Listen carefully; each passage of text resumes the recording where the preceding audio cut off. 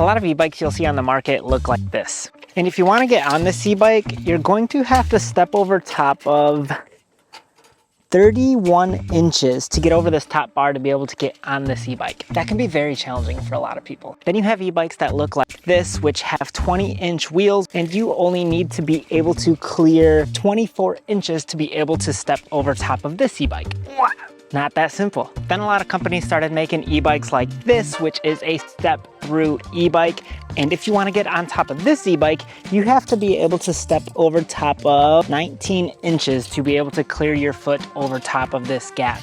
And a lot of the e-bikes that I get today, if I'm going to get a new e-bike, I'll oftentimes ask if I can get it in the step-through version because I prefer it way more than any other kind of e-bike because they're so easy to get on and off of. But here's the thing, the e-bike that I'm going to be reviewing today only requires 8 inches for you to be able to step over top of it.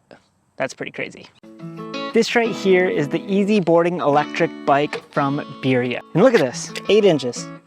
That is crazy.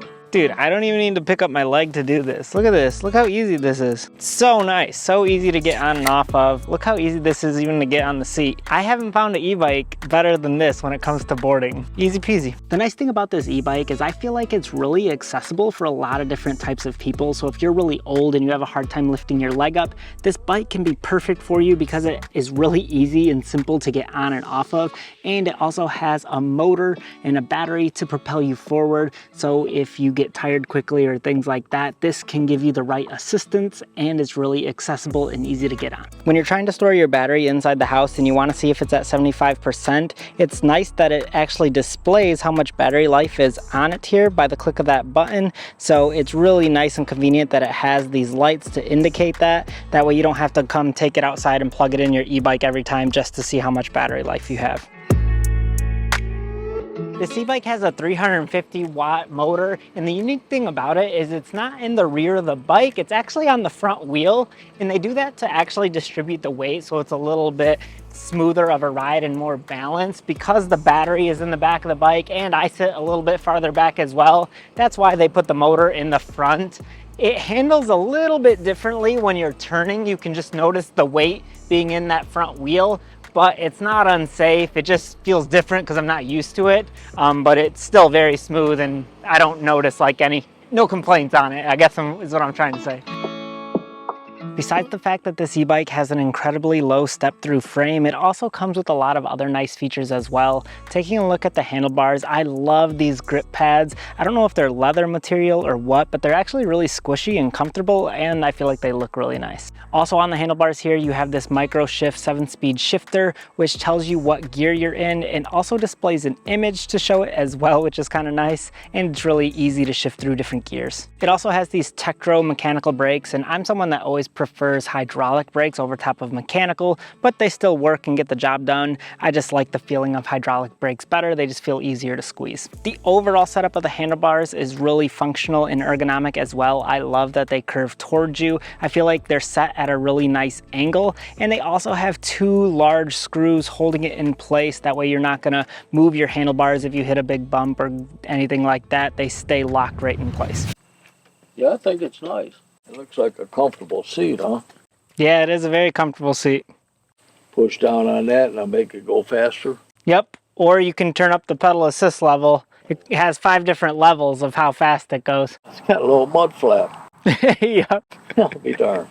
You also have your display screen on the handlebars, which shows you your mile per hour, your time that you've spent on it, and your distance in odometer and your trip. And it also shows you what pedal assist level you're in and the battery icon. And it's very easy to navigate through all the controls just by the dials here on it. Right next to that, you have your thumb throttle, which actually has a safety feature built into it. So if the bike is at a complete stop and you depress it, nothing will happen. But if the bike has momentum, then you press your throttle, then it will give you assistance. That's really nice so you don't accidentally whiskey throttle or something when you're at a stop. This e-bike doesn't have front or rear suspension, so I feel like it's better suited for riding in the city or riding on smooth surfaces, but it still has a very comfortable seat, which is nice to ride on. I don't feel like I get uncomfortable riding this bike, but I wouldn't take it on gravel roads or on all-terrain type of environments. You can also see that this e-bike comes with front and rear fenders, which is nice to keep the e-bike cleaner and to keep you cleaner as well.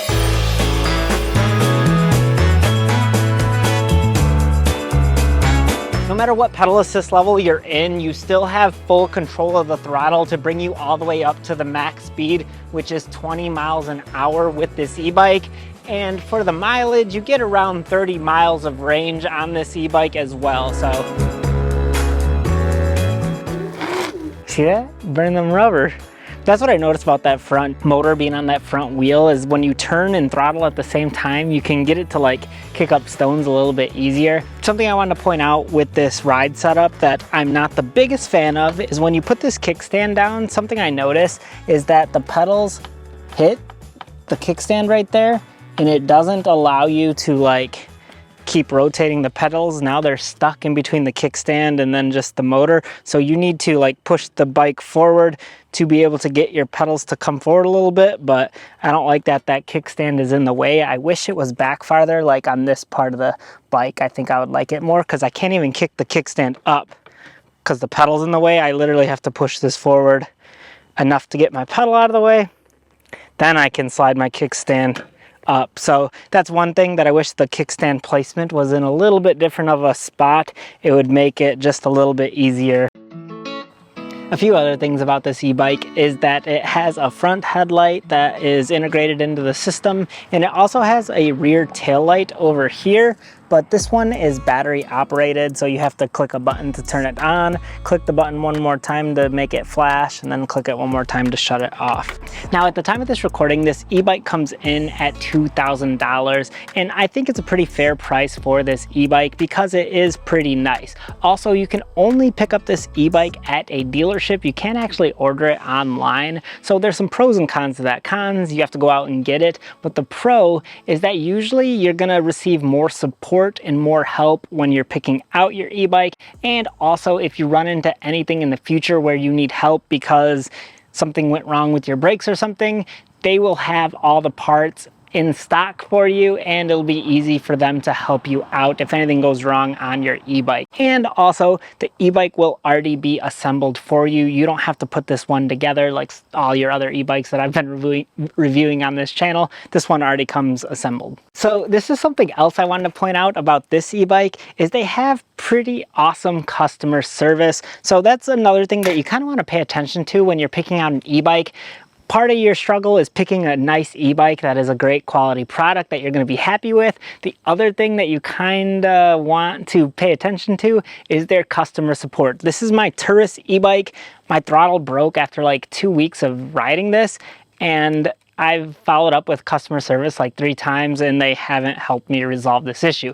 So it's been like a few months now, maybe over 3 months, that I've had no throttle on this e-bike and I haven't received any help. It's just been more of a struggle. Whereas this Biria bike, their customer service actually picks up the phone when you call them and they actually answer. You're talking to a real person who's actually trying to help you out. So it should be a better experience if you need any help or assistance with your e-bike, instead of just filling out an online ticket that you're just speaking to someone on the computer. That can be a lot more challenging. So hopefully the customer experience is a lot better through this brand. They've been around for a lot of years, I think like 20 years or something. So they've done this a few times. They've been around the block. They know what they're doing. So so this is the Biria bike. If you're interested, I will put a link to maybe their website. I don't know how to do it. I've never reviewed a bike that's from a dealership. Look them up in your local area. I'll put a link to their website. Thanks for watching. That's all I gotta say. Have a good day.